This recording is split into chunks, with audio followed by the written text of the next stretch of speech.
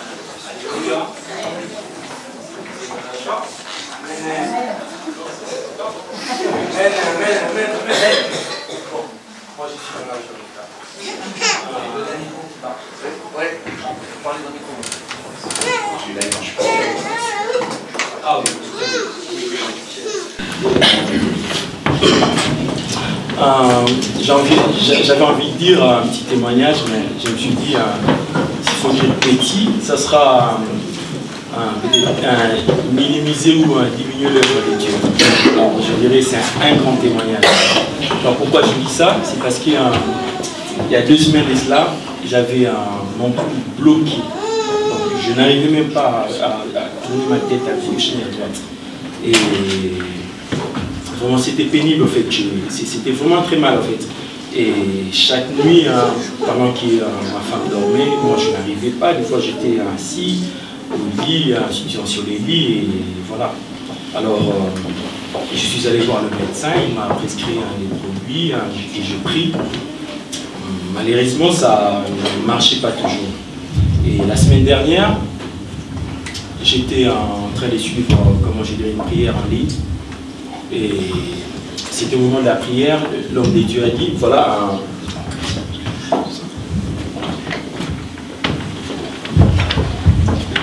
le passé.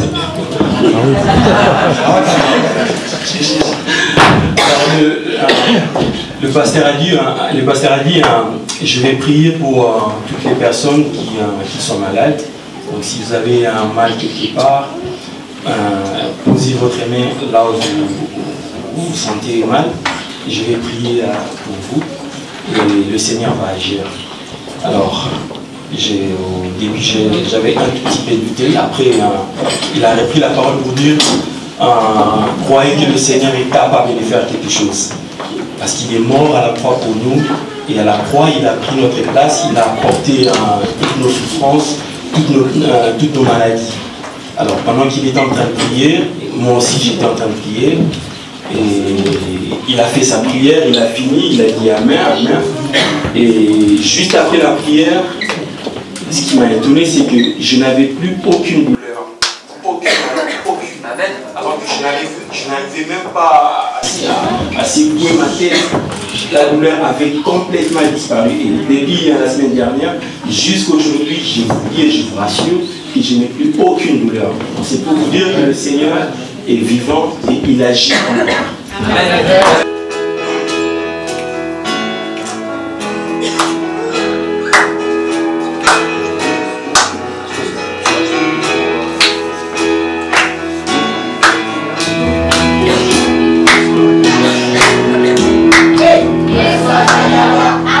Yes,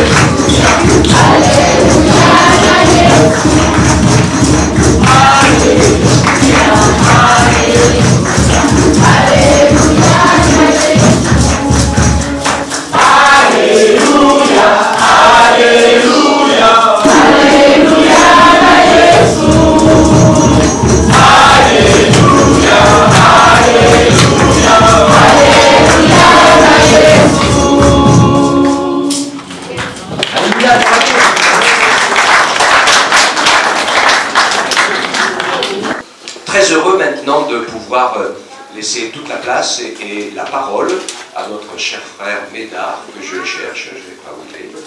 Il n'est pas loin, je le cherche assis dans les rangs, il est debout. Voilà, que le Seigneur le bénisse pour le message qu'il a sur son cœur, et puis on va écouter maintenant ensemble la parole de Dieu.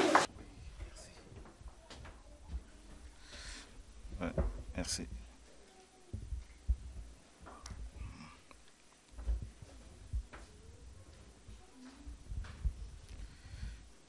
Bonjour à tous et à toutes. Voilà.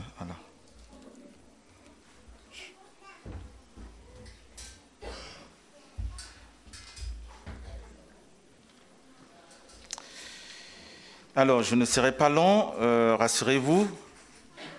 Je pense qu'on a passé un très bon moment de louange et d'adoration. C'est essentiel pour le Seigneur, mais je vais juste donner un petit message d'encouragement de la part du Seigneur pour nous aider à avancer dans la foi. Le message que j'aimerais donner ce matin se trouve dans Philippiens chapitre 2, verset 1 à 18. Ça va être affiché.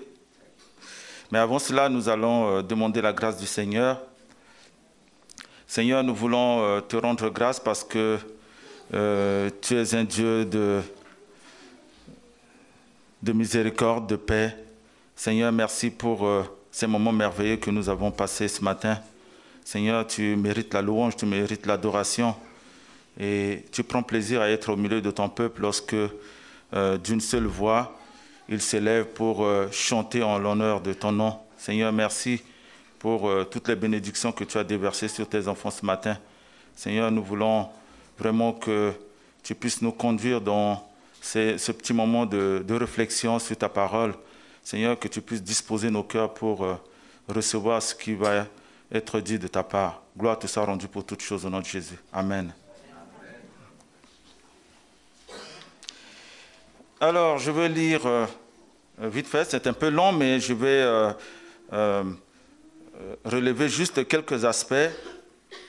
Si donc il y a quelque consolation en Christ, s'il y a quelque soulagement dans la charité, s'il y a quelque union d'esprit, s'il y a quelque compassion et quelque miséricorde, rendez ma joie parfaite, ayant un même sentiment, un même amour, une même âme, une même pensée.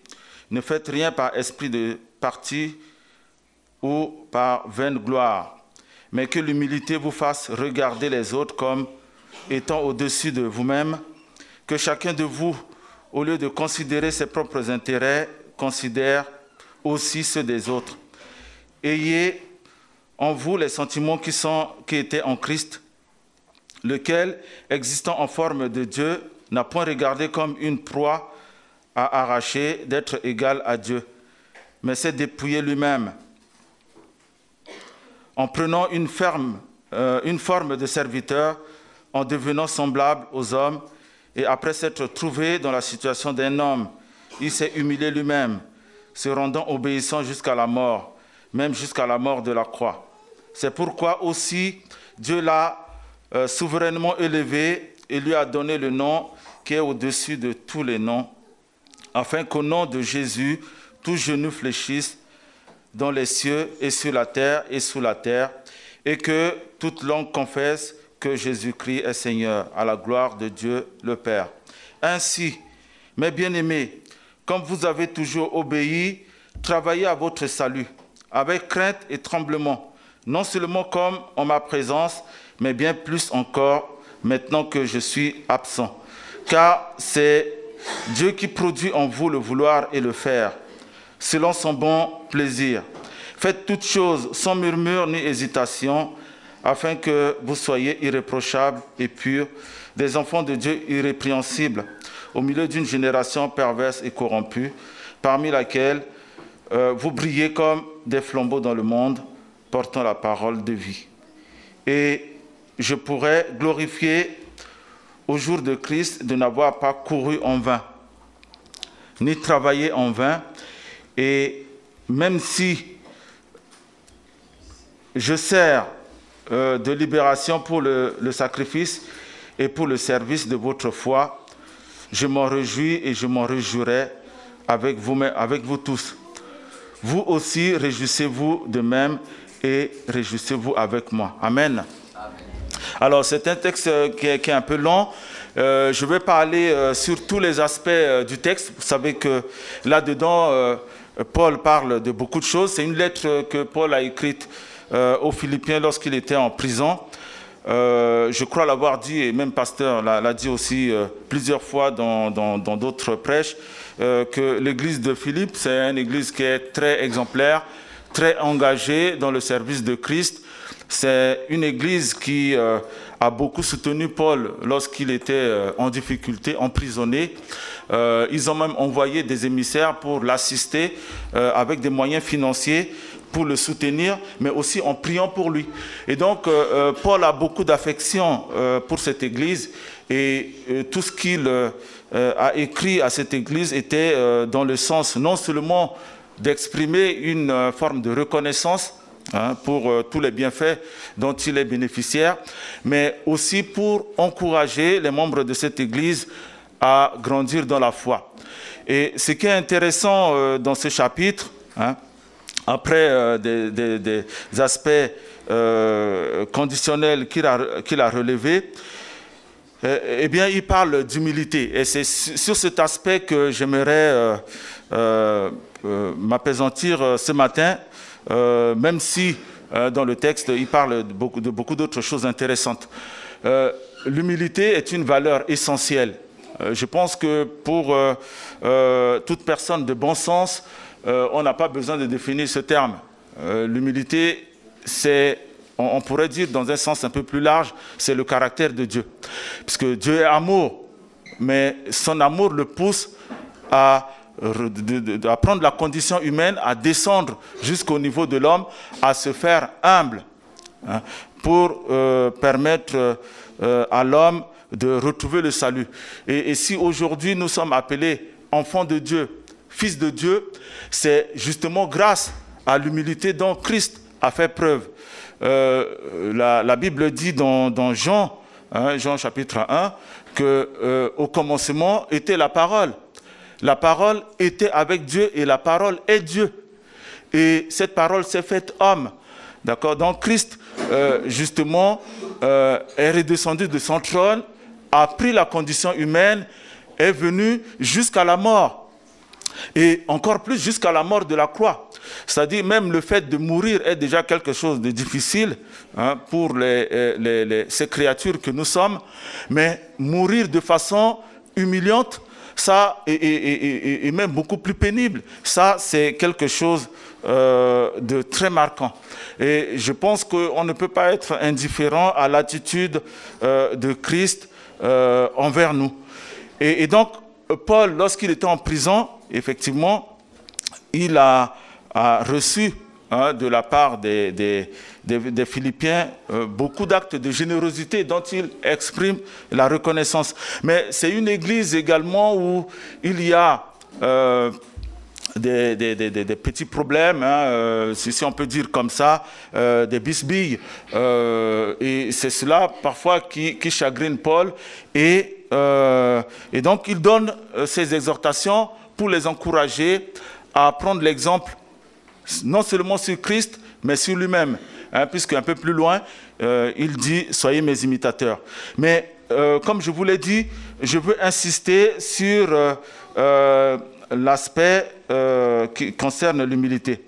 Ne faites rien par esprit de parti ou par vaine, ça c'est au verset 3, ne faites rien par esprit de parti ou par vaine gloire, mais que l'humilité vous fasse regarder les autres comme étant au-dessus de vous-même. Le Seigneur nous a dotés d'un certain nombre de capacités. Il y en a qui ont des capacités intellectuelles, d'autres ont des capacités physiques, d'autres encore ont tout un tas de talents, etc. Mais le Seigneur s'est toujours opposé à ceux qui essaient de mettre en avant ce qu'il leur a donné comme don. Tout ce que nous recevons du Seigneur comme talent, comme connaissance, comme aptitude, comme capacité, en fait, ne sont que des dons qu'il a mis à notre disposition pour son service. Et plutôt que de s'enorgueillir de ses dons, de ses capacités, de ses connaissances, eh bien, le Seigneur se réjouit de ceux qui mettent ces choses-là à sa disposition.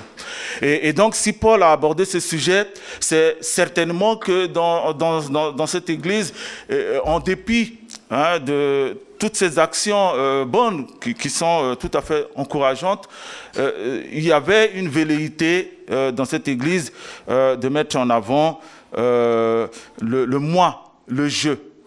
Et à chaque fois qu'on met en avant le moi, le je, eh bien, on s'éloigne de la voie du Seigneur. Et donc, Paul insiste sur ce fait en disant que, bien entendu, nous vivons en communauté, bien entendu, il y a des gens comme dans une église, et c'est le cas à l'époque également, des gens qui ont beaucoup de talent, qui ont des capacités, mais l'humilité, à l'exemple du Christ, aimerait qu'on puisse justement faire preuve de faire preuve d'humilité, de descendre au niveau des autres pour les mettre en valeur. Cela ne signifie pas se faire marcher dessus, cela ne signifie pas être faible, d'accord? Christ avait tous les pouvoirs pour écraser ses ennemis, pour détruire le diable, pour détruire tous ceux qui s'en prenaient à lui, tous ceux qui l'ont conduit à la mort. Mais il ne l'a pas fait. Simplement parce qu'il voulait justement montrer l'exemple d'humilité, venir jusqu'au niveau de l'homme qui est l'œuvre de ses mains pour l'amener vers le salut. Et donc, Paul insiste sur le fait que l'humilité est une valeur importante. Je pense que dans nos familles, on a besoin justement des gens humbles. Dans nos communautés, on a besoin des gens humbles. Dans nos sociétés et même dans l'État, on a besoin des gens humbles. À chaque fois qu'il y a eu des actes d'orgueil, eh bien, on s'éloigne et le diable trouve une ouverture pour sévir. Et c'est ce mal qui, à l'époque, guettait cette Église et à un moment donné a créé des frictions, puisque vers la fin, eh bien, certaines sœurs, Évodie et Saint-Tiche, se sont un peu frottées, on va dire, humainement. Et Paul est revenu sur cet aspect-là. Donc, l'humilité est quelque chose de très important. C'est une valeur que nous devons transmettre aussi bien dans un cadre social, mais encore plus dans un cadre spirituel, puisque Christ lui-même est l'exemple de cette humilité. L'humilité, en fait, c'est la condition de l'unité. D'accord? Là où il y a l'humilité, eh bien, il y a unité. Mais lorsqu'il y a l'orgueil, eh bien, il y a rivalité. Si on se mettait, par exemple, au sein de l'Église, à se montrer les uns par rapport aux autres, à essayer de prendre le dessus les uns sur les autres, eh bien, c'est la porte ouverte à toutes les dérives. Et c'est comme cela que le malin rentre dans l'Église pour créer des discordes. Et donc, je suis très frappé ce matin de voir l'Église de Christ unie dans sa diversité, dans la diversité culturelle qui nous caractérise. Hein. C'est un acte très fort qui marque et qui prouve à quel point l'Esprit de Dieu est là pour conduire. Et comme je le disais ce matin, cette humilité, elle est importante pour l'unité de l'Église, pour l'unité du corps de Christ. C'est quelque chose de très important de mettre l'orgueil à l'écart et d'agir tous ensemble pour la seule gloire de Dieu. Et dans Timothée, ça c'est le deuxième verset que nous allons lire, 1 Timothée 6, chapitre 17, eh bien, on voit à quel point Dieu résiste aux orgueilleux. Hein. Il a toujours combattu les orgueilleux. D'ailleurs, dans l'Ancien Testament, Dieu a combattu beaucoup d'orgueilleux, hein, des gens qui voulaient se montrer et qui ne voulaient pas reconnaître la souveraineté, l'autorité de Dieu. À chaque fois, eh bien, la malédiction de Dieu est tombée sur eux. Et dans le Nouveau Testament, eh bien, il y a beaucoup de passages aussi qui parlent de la colère de Dieu contre l'orgueil. Mais j'ai choisi juste cet aspect-là hein, pour vous lire 1 Timothée chapitre 6, verset 17. Alors, recommande aux riches du présent siècle de ne pas être orgueilleux et de ne pas mettre leur espérance dans les richesses incertaines. Oui, recommander aux riches et au présent siècle de ne pas être orgueilleux et de ne pas mettre leur espérance dans les richesses incertaines, mais de la mettre en Dieu qui nous donne avec abondance toutes les choses pour que nous en réjouissions. Amen. Alors donc, on voit justement que Dieu est contre ceux qui essaient de se montrer. Par exemple, qu'ils en ont trop. Hein. Là, ici, on parle de riches, hein, des gens qui ont de la richesse et parfois qui le montrent de façon ostentatoire. Mais nous aussi, parfois, on a des capacités que Dieu nous donne. On a parfois des talents que Dieu nous donne, comme je l'ai dit précédemment. Et quelquefois, on a envie de montrer qu'on a ces talents-là et on a envie de s'enorgueillir de ça. Et donc, cela apparaît comme une forme d'orgueil et c'est ce que Dieu n'aime pas. Et Paul avait dit à Timothée de faire attention à ne pas mettre en avant justement le fait qu'il sache telle ou telle chose, le fait qu'il ait plus de connaissances, puisque quand Timothée s'était engagé, il était très jeune. Et donc, à son âge, il devrait justement enseigner des gens qui étaient plus âgés que lui. Mais certes, Timothée avait des talents, mais le risque que Paul voyait, c'était qu'il mette en avant, à l'exemple de ceux qui sont riches, ce talent-là qui pourrait s'apparenter à une forme d'orgueil. Et donc, Paul lui dit de faire attention à l'exemple des riches, de ne pas mettre plus en avant les talents qu'il a, mais de le faire avec beaucoup plus d'humilité. C'est un message qu'on peut aussi transmettre à nos enfants hein, qui sont avec nous ce matin. L'humilité est quelque chose d'essentiel. Le Seigneur nous bénit en nous donnant tout un tas de choses, en nous donnant des capacités, mais il ne faut pas tomber dans l'orgueil, tomber dans le m'as-tu vu par rapport au talent qu'il a donné. Mais faire preuve d'humilité est aussi accepter la volonté du Seigneur, accepter de marcher avec le Seigneur, faire preuve de foi dans ce que le Seigneur dit. Il y a aussi un autre verset dans Pierre chapitre 5, 1 Pierre chapitre 5, verset 5.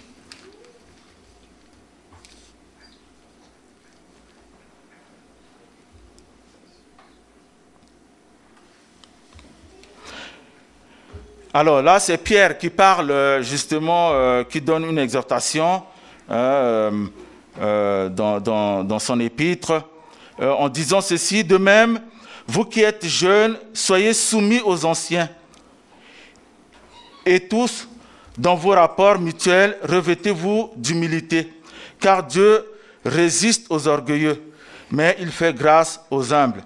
Humiliez-vous donc sous la puissante main de Dieu, afin qu'il vous élève au temps convenable. Amen. Donc on voit là aussi, justement, Pierre montrer à quel point l'humilité est quelque chose d'important. Vous savez que Pierre, c'est celui qui a travaillé le plus avec Christ. Pierre est connu pour son côté un peu fougueux. Hein. C'est quelqu'un qui voulait connaître beaucoup de choses et qui posait beaucoup de questions au Seigneur, qui parfois résistait à certains de ses enseignements, pas par incrédulité, mais parce que justement il voulait savoir un tout petit peu plus.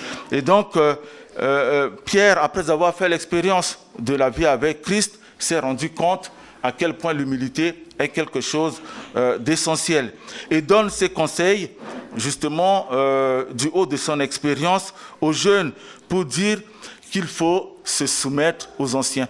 On vit des temps où, effectivement, beaucoup de choses amènent les jeunes à manquer d'humilité vis-à-vis des anciens. Hein. On le voit dans nos sociétés, hein, souvent, surtout nous qui sommes dans le milieu scolaire, hein, il y a des dérives hein, au niveau des jeunes qui se montrent de plus en plus récalcitrants. Pour ceux qui suivent les infos, vous voyez à quel point les enseignants sont ceux qui souffrent le plus de cette défiance des jeunes. C'est le mal de notre siècle. En fait, le monde met dans la tête des jeunes qui n'ont à l'égard des adultes que le respect, hein, plutôt que l'obéissance. Mais ce n'est pas ce que le Seigneur dit. Hein, le Seigneur recommande d'être obéissant à l'égard des adultes. Et donc, faire preuve d'humilité, c'est obéir. Hein. Et donc, il est du devoir des jeunes, des enfants, comme on en a, justement, d'obéir à leurs parents, de faire preuve d'humilité. Car le Seigneur a donné aux parents le devoir de montrer le chemin, d'éduquer les enfants, et donc, le devoir des enfants est justement d'obéir aux parents. C'est aussi l'exemple que nous avons de la part de notre Seigneur. Nous sommes ses enfants et à chaque fois qu'il nous fait une remontrance, cela peut arriver parfois, ou quand il nous châtie, eh bien, c'est pour nous ramener sur le droit chemin. Mais il nous appartient à nous aussi, plutôt que de résister à ces remontrances, eh bien, de faire preuve d'humilité. Sans humilité, la marche dans la foi est particulièrement difficile, chers amis. Sans humilité, on ne peut pas aller plus loin dans la marche avec le Seigneur. C'est l'humilité qui fait que, eh bien, on accepte la volonté du Seigneur comme telle et on se conduit de la manière qui puisse le glorifier. Sans humilité, eh bien, il est difficile pour un chrétien de faire un long chemin avec Christ. Et donc, Christ lui-même a fait ce chemin-là, nous a montré l'exemple et il nous appartient justement de suivre ses traces. Et je terminerai sur ces mots que, en fait, l'humilité, c'est une valeur essentielle, aussi bien pour l'Église, mais également pour la société. On voit bien que tous ces conflits larvés ou ouverts, toutes ces dissensions qu'il y a dans la société, dans les communautés, est due à l'orgueil. C'est le fait que les uns et les autres essaient de privilégier leurs intérêts.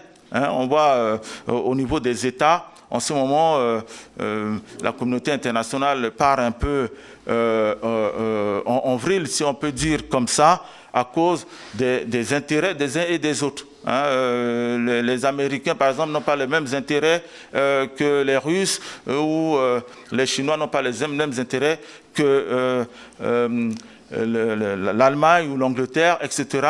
Et donc, la divergence de ces intérêts fait que il y a des tensions dans l'air, et pour certains pays, des guerres. C'est aussi le cas dans nos sociétés. On voit aussi des tensions à gauche, à droite, comme l'expérience qu'on a faite hier. Voilà. Tout cela est dû au fait que les uns et les autres essaient de défendre leurs intérêts sans penser aux autres. Mais c'est aussi le cas dans un couple, comme dans un foyer. Lorsque monsieur ne voit que ses intérêts et ne pense pas à madame, eh bien c'est la porte ouverte à toutes les dérives. Lorsque les parents ne pensent plus aux intérêts des enfants, eh bien c'est la porte ouverte aux dérives. Donc l'humilité est quelque chose d'essentiel. Et comme Paul le dit, à chaque fois qu'on essaie de ne voir que ses intérêts, de ne pas essayer de se mettre au niveau des autres, pour ce qui est des parents, d'essayer de faire preuve de compréhension des enfants, ou aux messieurs de comprendre leurs épouses, ou aux épouses de comprendre monsieur, tant qu'il n'y a pas cette humilité qui fait que les uns et les autres essaient de converger justement leurs intérêts, de se rabaisser au niveau des autres, eh bien, il y a un risque d'éclatement. Et je pense que c'est cela qui est la source de tous les problèmes que nous avons dans la société. Alors ce matin, le Seigneur nous exhorte vraiment à prendre l'humilité comme un défi. D'accord ?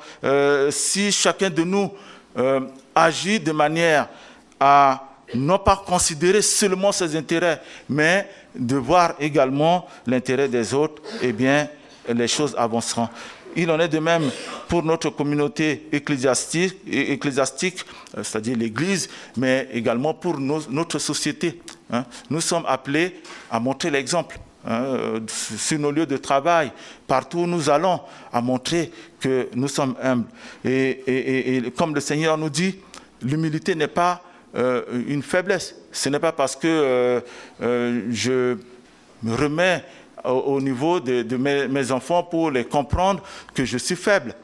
Ça ne veut rien dire. On peut aussi se montrer humble dans l'amour et dans la tempérance. Et c'est ce que le Seigneur veut nous dire ce matin. Et donc, ce message d'encouragement est adressé pour nous aider à avancer, à savoir que l'humilité est quelque chose d'essentiel lorsque nous vivons en communauté, comme ce matin. Ça permet à chacun d'avoir sa place et on peut se réjouir que notre pasteur nous donne l'occasion, chacun, justement là où il se trouve, d'exprimer sa spiritualité, de montrer des talents. Et comme on l'a vu, nos enfants ont montré aussi des talents, nos épouses, nos sœurs ont montré des talents, nos frères ont montré des talents, et ça c'est merveilleux. Et donc il faut continuer dans la même voie, mais le Seigneur nous appelle également à nous montrer humbles à l'extérieur. Ça ne doit pas seulement se limiter au niveau de l'Église. Nous sommes les ambassadeurs de Christ partout où nous allons. Et donc, montrons-nous humbles. Je pense qu'à travers cette attitude, eh bien, le monde va reconnaître que nous sommes véritablement des enfants de Dieu. Voilà ce message que j'aimerais transmettre ce matin. Je vous le donne au nom de Jésus.